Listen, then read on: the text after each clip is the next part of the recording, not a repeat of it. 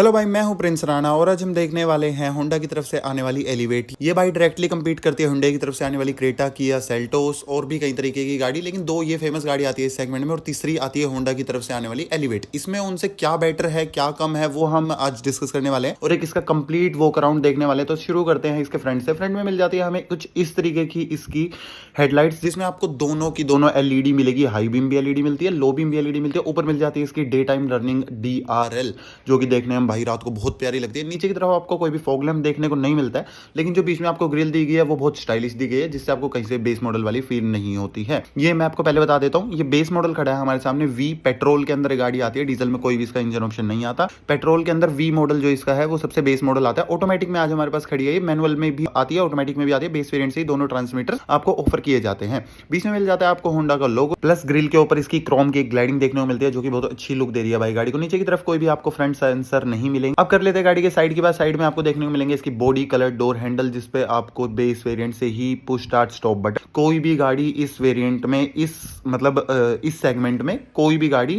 Base variant से ही आपको keyless entry offer नहीं करती है, एक्सेप्ट कि ग्रैंड विटारा जरूर करती है, लेकिन वो कहीं ना कहीं से थोड़ी सी नीचे गाड़ी पड़ जाती है। अब बात कर लेते हैं गाड़ी के ORVM की। ORVM पे ही आपको इंडिकेटर देखने को मिलता है, कोई भी फेंडर पे इंडिकेटर नहीं मिलेगा। अब कर लेते हैं टायर साइज की बात। टायर साइज आपको मिलता है देखने में 215R16 की टायर रिवील कैप है जो गाड़ी से वो कंपनी से ही चढ़ के आते हैं। प्लस जो स्टार्टिंग में हमने बात करी फ्रंट की, उसमें मैं एक और चीज ऐड करना चाहूंगा। गाड़ी में कोई भी एरोट्विन वाइपर नहीं मिलते हैं। सिंपल जो आपके नॉर्मल गाड़ीज में आते हैं वो वाले वाइपर आपको देखने को मिलेंगे। कोई भी एरोट्विन वाइपर का ऑप्शन गाड़ी में नहीं मिलता। प्लस नीचे मिल जाती है आपको एक ब्लैक कलर की क्लाइडिंग, ऊपर कोई भी रूफ रेल देखने को नहीं मिलती है। अब कर लेते हैं इसकी रियर की बात। रियर में मिल जाती है कुछ इस तरीके की टेल लाइट, जो कि रात को देखने में भाई बहुत बेहतरीन लगती है। सारा एलईडी सेटअप आता है इनमें भी। टेल लाइट है आपको कनेक्टेड तो देखने में नहीं मिलेगी, दोनों की दोनों सेपरेट है। बीच में आपको ऐसा लगता है दिन में कि कनेक्टेड है, लेकिन जब ये जलती है तो ब्रेक आप मार के देखोगे तो कोई भी कनेक्टेड टेल लाइट नहीं मिलती है। बीच में मिल जाता है होंडा का लोगो। ऊपर की तरफ आपको डिफोगर जरूर देखने को मिलता है, गाड़ी में कोई भी वॉशर या फिर वाइपर देखने को नहीं मिलता है। ऊपर आप गाड़ी की ब्रेक लाइट देख रहे हो, प्लस साफ इन एंटीना गाड़ी में ऑफर किया जाता है। अब कर लेते हैं रियर बम्पर की बात। रियर बम्पर पे आपको दो मिलते हैं आपके रिवर्स पार्किंग सेंस। ऊपर की तरफ आपको एक बैक कैमरा भी देखने को मिलता है गाड़ी में, जो हेल्प करता है बैक करने में। आपको कोई भी दिक्कत नहीं आएगी। भाई एलिवेट के बेस वेरिएंट का जो इंटीरियर है कुछ इस तरीके का देखने को मिलता है भाई। कहीं से भी आपको सच बता रहा हूँ भाई, बेस वेरिएंट लग ही नहीं रहा। जो इस सेगमेंट की गाड़ी है ना, क्रेटा हो गई, आपकी किया होगी, उसका बेस मॉडल आप देख लोगे और इसका देख लोगे ना, जमीन आसमान का अंतर है भाई। ये इसका ऑटोमेटिक वेरिएंट खड़ा है हमारे पास। सबसे पहले इसके अंदर से डोर की बात कर लेते हैं भाई। डोर पे कुछ ऐसी फिनिश देखने को मिलती है, लेदराइड फिनिश है प्रॉपर। यहाँ से आप इसे बंद करते हो और देखने को मिलते हैं इसके चारों पावर विंडो के कंट्रोल। अंदर आते ही ऐसी कुछ साउंड करती है गाड़ी। यहाँ पे एक होंडा का लोगो बन के आता है और तो कुछ नहीं आता। यहाँ पे आपको जो डोर हैंडल है वो ब्लैक ही मिलेंगे। यहाँ पे प्रॉपर लेदराइड फिनिश मिलेंगी, स्टिचिंग मिलेंगी आपको। जो चारों पावर विंडो है वो पावर विंडो कंट्रोल मिलेंगे, ऑटो अप डाउन मिलेगी। यहाँ से आप लॉक अनलॉक कर सकते हो गाड़ी को, और यहाँ से ORVM है जो उन्हें एडजस्ट भी कर सकते हो।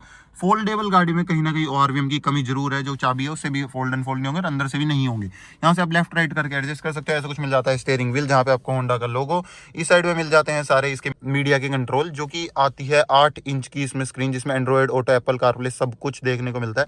ऐसा कुछ डैशबोर्ड मिलता है आगे से गाड़ी का, जो कि एक खूबसूरत देखने को लग रहा है भाई। डुअल टोन में बहुत प्रीमियम फिनिश आ रही है। यहाँ पे कुछ पियानो ब्लैक फिनिश की एक स्लाइडिंग दी हुई है। यहाँ पे लेदर टच में बहुत सॉफ्ट क्वालिटी का जो लेदर है वो यूज किया गया है। यहाँ पे एक मिल जाता है एसी वेंट। यहाँ पे 2 एसी वेंट बीच में मिलते हैं, बीच में हजार लाइट।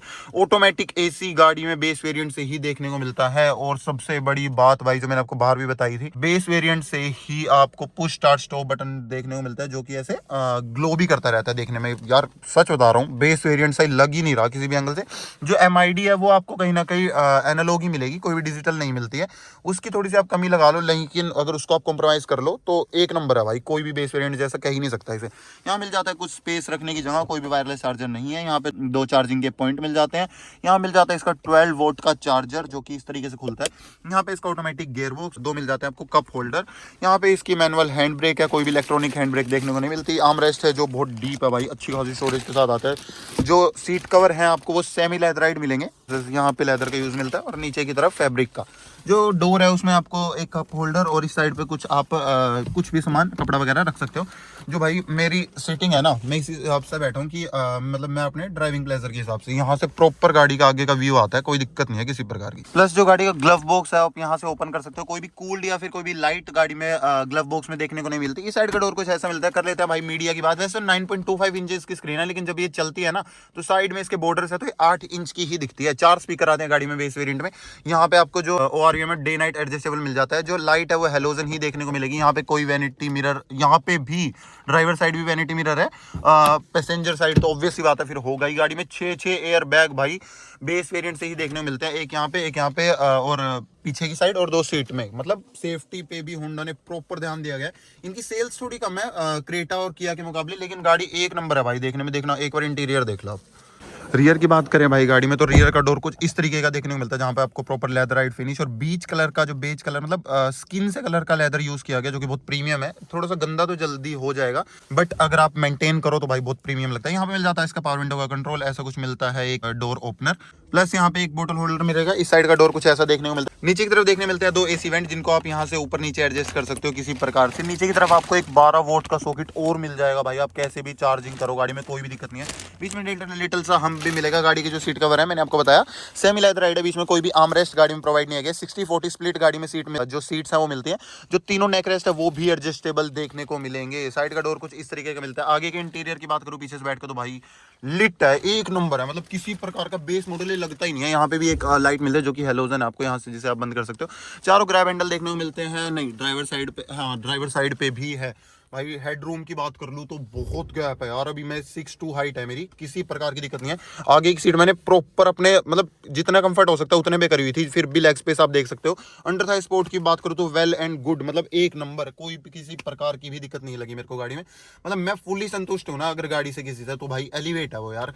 मतलब इस प्राइस में बेस वेरिएंट में इतने फीचर सेगमेंट में कोई ऑफर ही नहीं कर रहा। अभी किया की सेल्टोस नहीं आई है, उसमें भी आप इंटीरियर देखोगे तो इससे कहीं ना कहीं क्या लाख गुना नीचे आपको मिलेगा। आप कर रहे थे बूट की बात भाई, बूट में चलते हैं।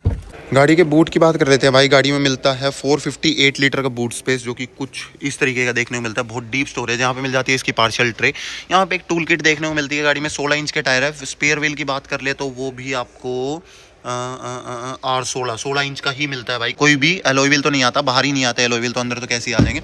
मतलब मोर देन इनफ जो मेरे को लगा ना बूट स्पेस वो है भाई। अब कर लेते हैं लास्ट में गाड़ी के इंजन स्पेक्स की। ऐसे कुछ आवाज आती है भाई। गाड़ी के इंजन स्पेक्स की बात कर लेते हैं। इसमें मिलता है 1.5 लीटर का पेट्रोल इंजन, जो निकाल के देता है 115 bhp के साथ 145 Nm का टॉर्क, जो कि गाड़ी एक तरीके से कोई भी अंडर पावर फील नहीं होती, किसी प्रकार की लैग की कमी नहीं लगती। मतलब मेरे हिसाब से गाड़ी में कोई भी कमी नहीं है। जो एवरेज है वो कंपनी क्लेम करती है 17-18 की, लेकिन आराम से 17-18 की देती भी है। मैंने प्रैक्टिकली मेरे यार दोस्तों के पास है तो मैंने देखी हुई है। गाड़ी को बिल्कुल अपनी जो वो होती है ना बकेट लिस्ट, या फिर कह सकते हो आप गाड़ी प्लान कर रहे हो तो इसको सबसे ऊपर प्रायोरिटी दे सकते हो भाई। होंडा की रिलायबिलिटी भी मिल जाती है, सेफ्टी मिल जाती है, 6 आपको एयर बैग भी मिल जाते हैं। अब प्राइस की बात कर ले तो भाई बेस मॉडल आपको पड़ता है पेट्रोल में 13,60,000 रुपए का ऑन रोड। और इस पे कहीं ना कहीं आपको होंडा वाले सच बताऊं तो डिस्काउंट भी दे देते हैं, क्योंकि इनकी सेल्स थोड़ी सी इस गाड़ी को लेके या फिर किसी भी गाड़ी को लेके होंडा की कम है, बट अब तो बहुत बहुत ज्यादा बढ़ चुकी है। चलो भाई, अगर गाड़ी पसंद आई तो कमेंट करके जरूर बताना। यहाँ तक के लिए वीडियो देखने के लिए बहुत बहुत धन्यवाद। नमस्कार, बाय बाय।